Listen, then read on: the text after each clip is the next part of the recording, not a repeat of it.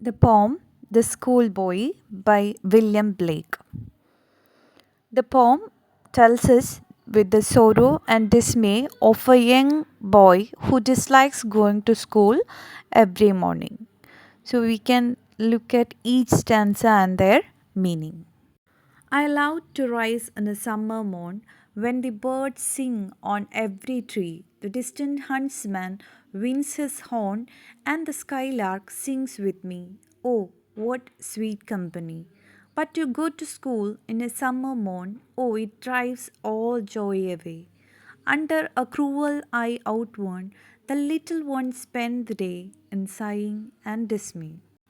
In the first stanza, the schoolboy expresses his delight of waking up on a summer morning. The schoolboy loves to get up on a summer morning when the birds enlighten it with their singing. One can find the birds on every tree on a Sunday morning as they sing. The boy loves the sound of the huntsman's horn when he is on his way to hunting. He feels as if on a summer morning the skylark accompanies him to sing along. And in the second stanza, the schoolboy shares the displeasure of having to attend school every morning. The tone is entirely different from the one on the first stanza.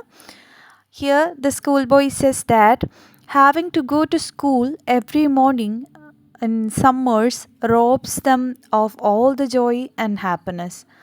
In school, they are constantly under the watch of their teacher, which he feels is cruel as it takes their freedom away. He mentions that little children spend their day in school being unhappy and distressed. Now, moving on to the next stanza.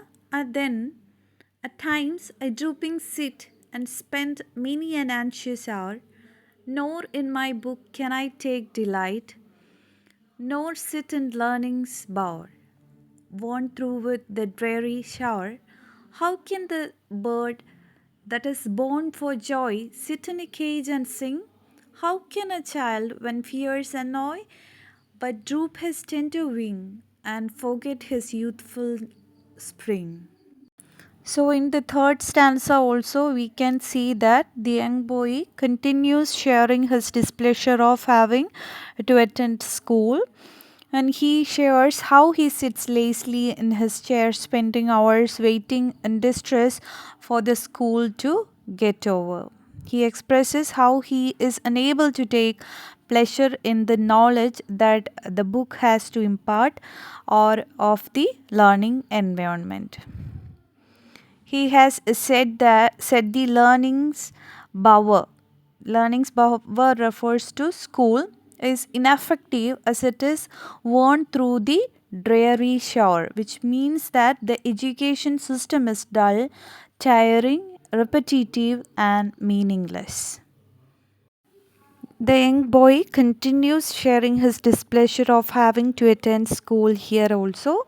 He shares how he sits lazily in his chair, spending hours waiting in distress for the school to get over. He expresses how he is unable to take pleasure in the knowledge that the book has to impart or of the learning environment. In the fourth stanza, he compares himself and other students like him to a caged bird. So he is comparing students to a caged bird, or he is comparing himself to a caged bird. When a bird that is meant to be free and joyful is put in a cage, it becomes distressed. A bird would not be able to sing or enjoy in a cage or be its best self, it would do otherwise. Thus, on the same grounds, he asks the readers a rhetorical question: how can a child bloom in a stressful and caged environment like the one provided by schools? He calls himself the bird and schools a cage. From this stanza, it is clear that he is aware that they must study and education is is a necessity, but his complaint is about the closed environment that constantly monitors them and robs them of their ability to learn and express themselves freely.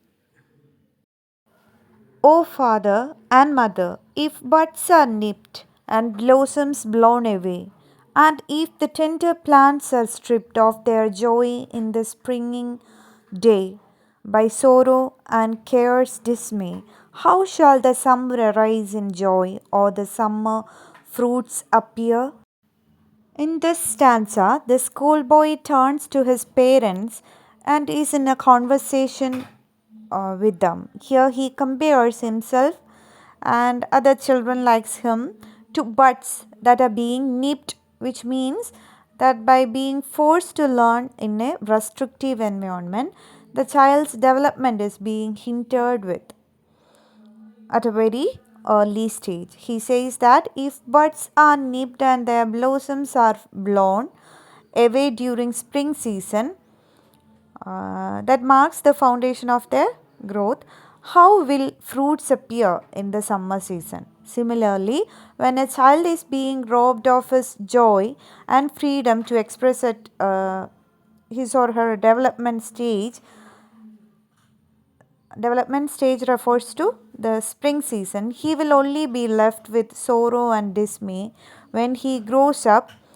That is, no fruit will bear by the way in which they are being forced to attend school.